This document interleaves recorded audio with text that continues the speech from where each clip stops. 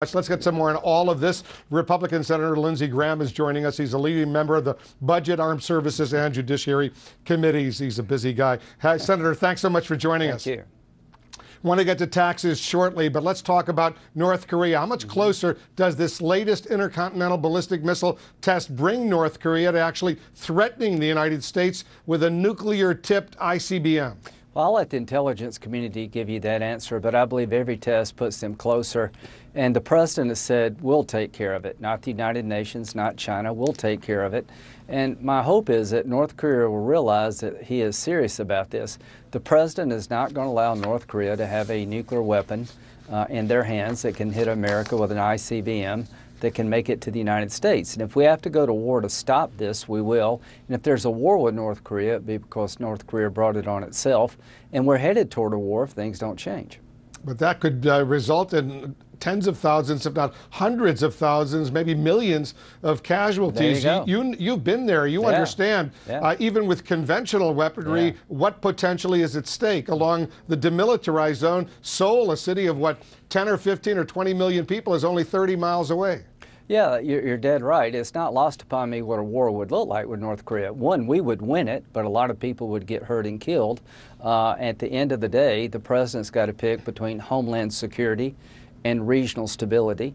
He's told China, Japan, and South Korea that he wants a diplomatic solution. We're not trying regime change. We're not trying to spread democracy to North Korea. We're not trying to unify the peninsula. We're just simply saying we're not going to allow this man in North Korea to have a missile to hit America with a nuclear weapon on top.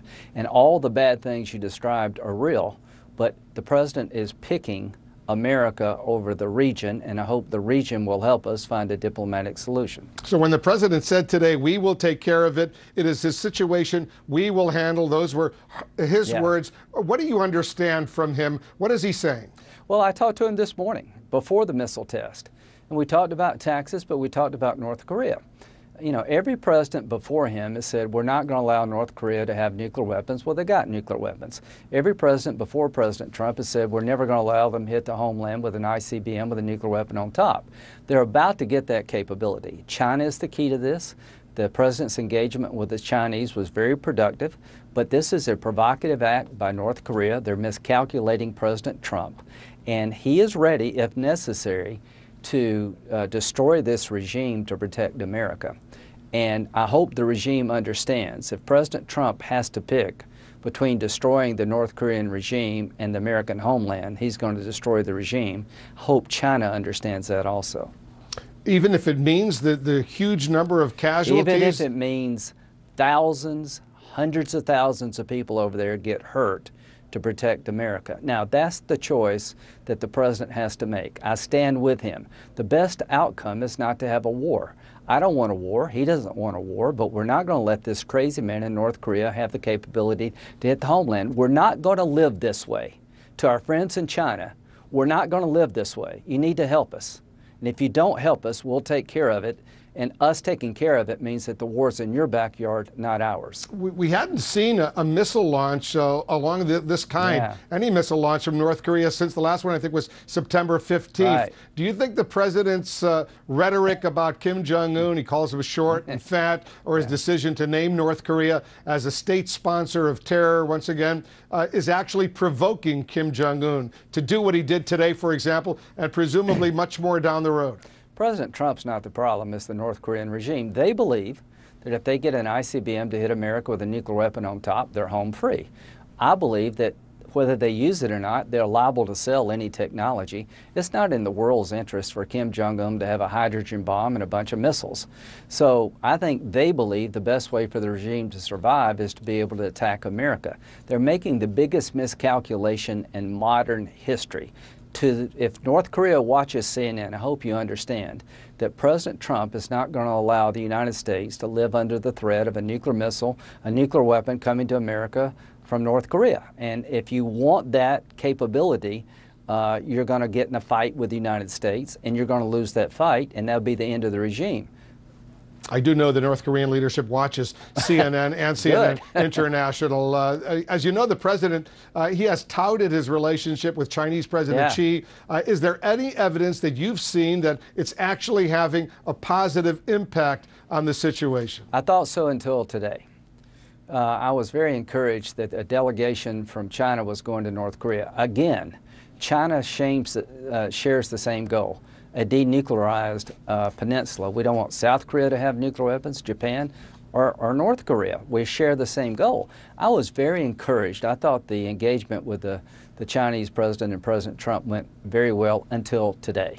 Clearly to me, the North Koreans are not listening to the Chinese. They don't take the statements of President Trump seriously, and they're making a huge miscalculation, and we're on a collision course with this regime.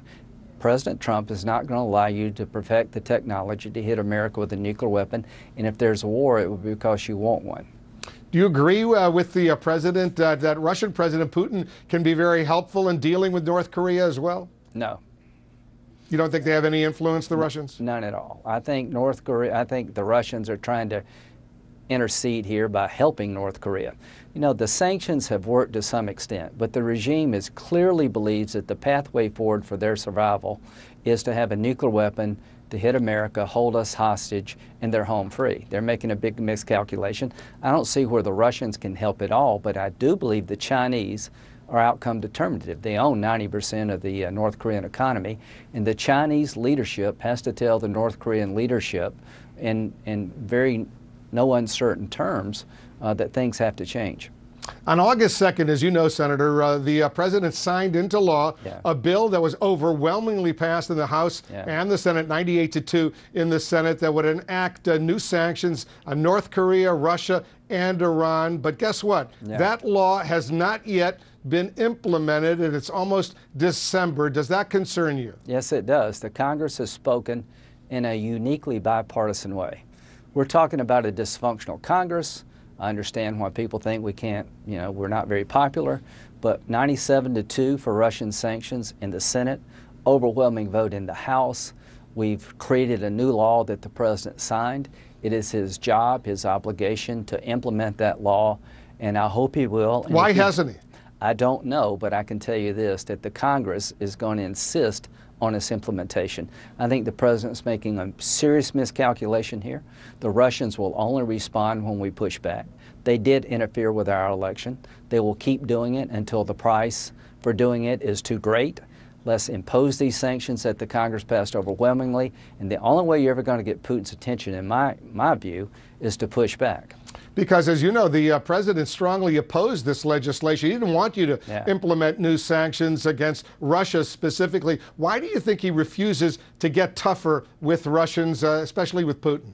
I don't know. I think he's got North Korea just absolutely right. We're never going to let them hit the American homeland with a nuclear weapon. If we have to go to war to stop it, we will. I think he understands the Iranian threat very well. I think he's done a good job of suppressing ISIL. But when it comes to Russia, I think he's making a mistake here. And at the end of the day, we're a separate branch of government, and we're going to push back, and hopefully the president will respond and implement the law that we passed. If he doesn't, then we're going to have a problem. Yeah, it is the law of the land. It's the law of the land. Passed in the House of the Senate, yes, it is. Signed into law by the president reluctantly, but he did sign it. Right. It still is not being implemented. On a different subject, Senator, I want to ask you about CNN's excellent reporting on a huge problem, Libyan slave auctions of fellow human beings going on in Libya right now. You saw Nima El-Bagr, her excellent report. After the president tweeted, though, that CNN International is, and I'm quoting him, a major source of fake news, Libyan media, they're now using that presidential tweet to question the truth of the CNN report. Are you concerned, Senator, and you're a blunt guy, that the president's Twitter attacks on the news media are emboldening other countries to label real serious reporting as fake, or could even lead to American journalists working overseas being jailed or attacked?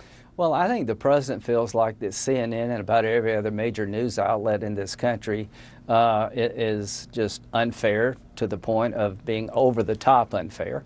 I think there's some truth to that, but you're a good news organization. The report in Libya was well done. It was a natural result of us leaving, abandoning Libya after Gaddafi fell. It's a terrible situation. Hope the president understands that what you reported in Libya is real.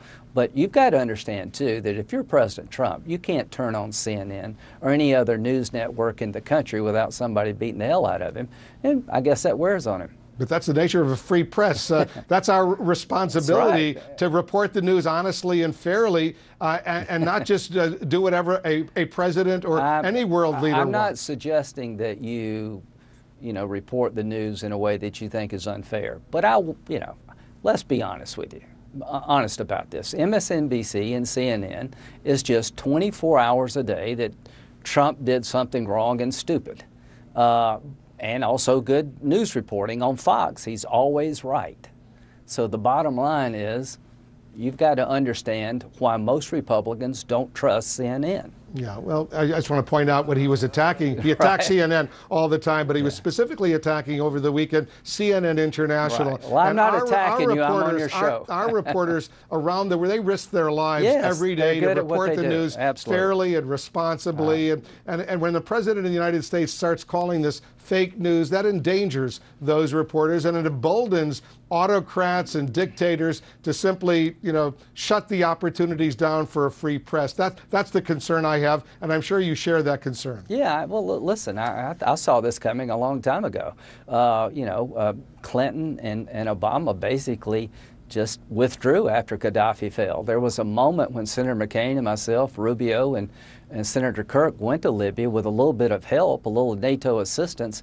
The vacuum would not have been filled by a bunch of radical jihadists. The Libyan people are good people. They rejected radical Islamic groups at the ballot box, but the security environment completely deteriorated because the West abandoned Libya after Gaddafi fell. So at the end of the day, the story you told in Libya about human slavery is true, and is terrible, and it was foreseeable, and we need to fix it. And there you go. Yeah, and if CNN, Nima El-Bagher and her team hadn't reported that, we wouldn't know that. There you go. In this day and age, there's a slave trade going on in Libya right now. All right, Senator, there's more we need to discuss. There are other developments unfolding as we speak. We'll take a quick break, resume our conversation right after this. Absolutely. We're back with Republican Senator Lindsey Graham. We're following more breaking news. The Republican tax bill clearing a very important hurdle tonight with the Senate Budget Committee approving the measure. Senator, we're going to talk about that in a moment, but I want to go to CNN's congressional correspondent, Sunlen Serfati, right now. Sunlen, tell us more about this important vote today and what happens next.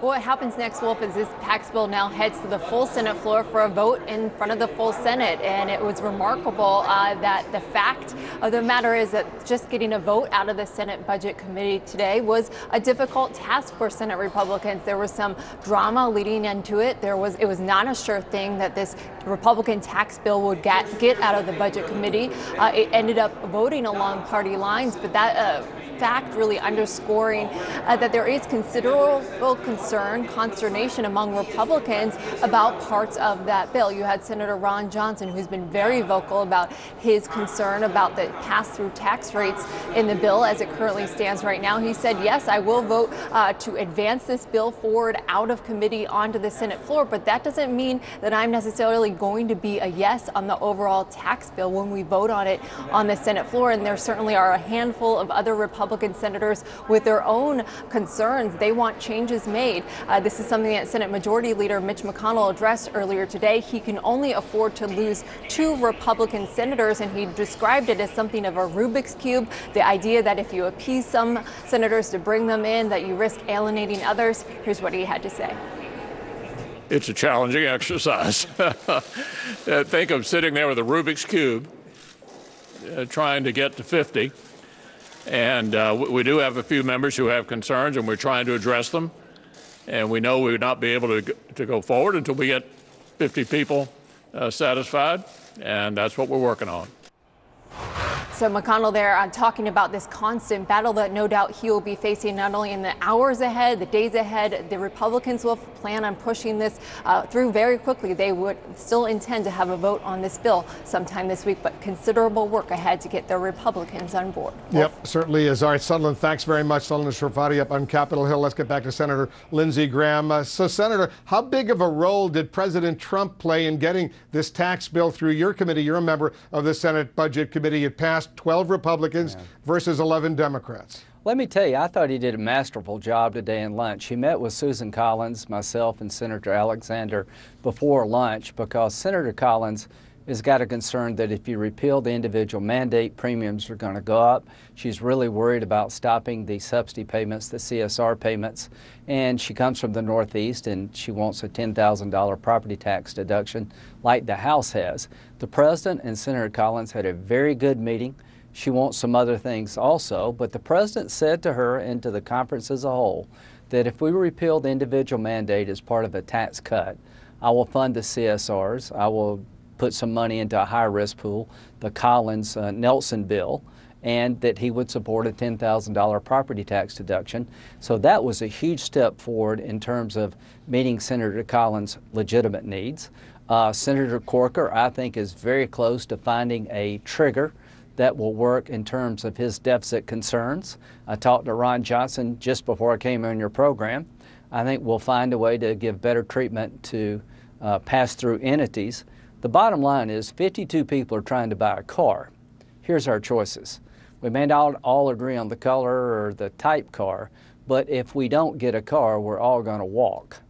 And most people don't want to walk. They'd rather have a car. Well, when it comes to the President's commitment to Susan Collins, the Republican from Maine, is there a chance, Senator, the President doesn't actually deliver on that commitment? Because, as you know, previously he expressed support for the Alexander Murray legislation in the Senate. Senator Murray, Senator Alexander, as soon as he expressed support for that legislation dealing with health care, bipartisan legislation, his White House Director of Legislative Affairs, Mark Short, he was here in the Situation Room. He said that wasn't necessarily the case. A lot of people are concerned. He makes a promise, but then he backs away. Well, here's what I believe. He said it to the entire Republican conference.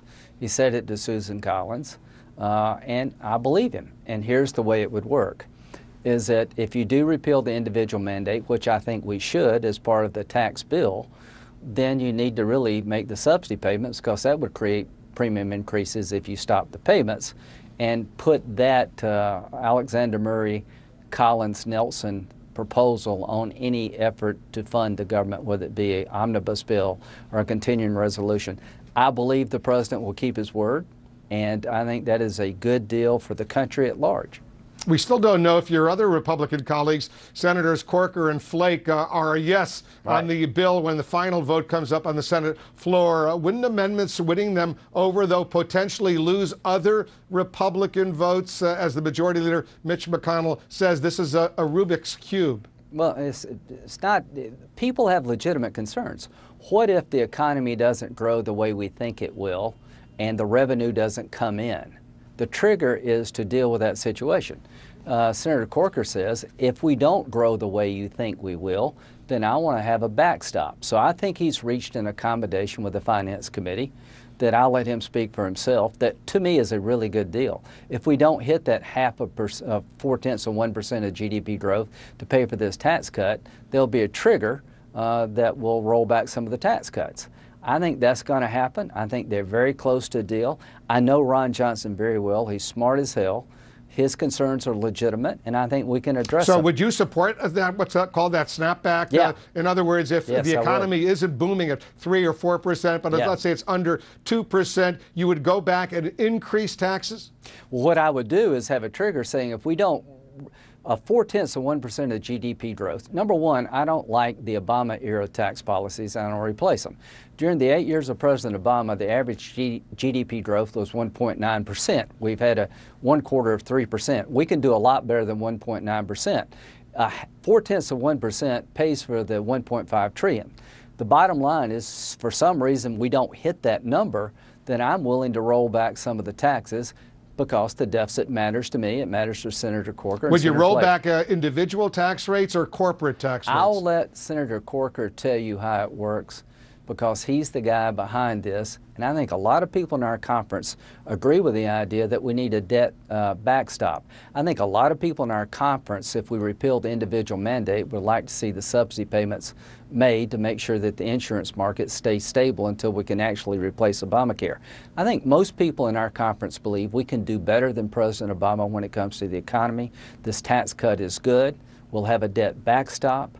In repealing the individual mandate is good policy. Continuing the subsidies till we replace Obamacare with something better makes sense. So I just want to be precise, Senator. The corporate rates you don't think would go back up. Right now they want to reduce the corporate rate from 30%, 35% to 20%, and that's permanent. There's no sunset. There's no time limit. Individual families, they would have a reduction in tax rates, but that would be sunsetted after 10 years or so. Why not sunset the corporate rates as opposed to the individual family rates? Well, the point that Senator Corker is making, if we don't grow by 0.4%, which I'm confident we will, we need a mechanism in year 6, I think it is, to readjust the tax cut. And I'll let him tell you what makes sense to him. The one concern you have about a trigger or a backstop is that people invest hundreds of billions of dollars, and they got to be fairly certain. But I just want to be precise. You would, after 6 years, let's say the economy isn't booming as you hope it will, and there's going to be a huge rise in the nation's debt. You would go ahead and increase tax rates for individuals, for families, but leave the corporate rate at, let's say, 20%. What I'm trying to tell you is I'll let Senator Corker tell you about how the trigger would work. What I'm trying to tell you is after having talked with him today, I think he's reached an accommodation with the Finance Committee, Senator Toomey from Pennsylvania, that makes him feel good about the trigger. I think at the end of the day, we'll find a pass-through reform measure that will make Senator Johnson feel that pass-throughs are being treated more fairly. One thing I agree with Senator Johnson on, I don't like the idea that C corporations can deduct their state and local taxes and pass-through entities and individuals can't. So I would support a change to the Senate bill that would take away from C corporations the ability to deduct state and local taxes and put them in the same boat as everybody else. One final question. Your good friend, Senator McCain, what do you think? Because he's leaving the door open either way. Here's what I think. John will look at this long and hard. His number one goal is to restore defense spending. To my Democratic colleagues, I can't imagine turning down a request from President Obama to meet with him, even though we disagreed. To Pelosi and Schumer, you know, you've got a job to do. You represent the party out of power. But there's a deal to be had to fund the government. And the last thing we need to do is shut down the government with North Korea threatening our homeland. The last thing we need to do is continue defense spending at the level we have today.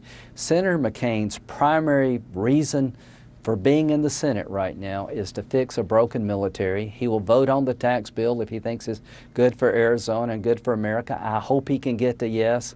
I think the economy needs to grow better than it has in the last 8 years. But I'm telling everybody, this North Korea threat is real, and the last thing we need to do as Republicans and Democrats is to act in such a fashion to encourage North Korea to do more. As I've been saying for a while, and others have been saying, North Korea represents the major national security threat facing the United States right now. Senator Graham, always good to have you here in the Situation Room. Thanks so much for joining us. You're always welcome, of course. Thank you, sir. Thank you. There's more breaking news we're following. North Korea's most powerful missile launch yet. Is the Kim Jong-un regime getting closer and closer to being able to strike anywhere in the world?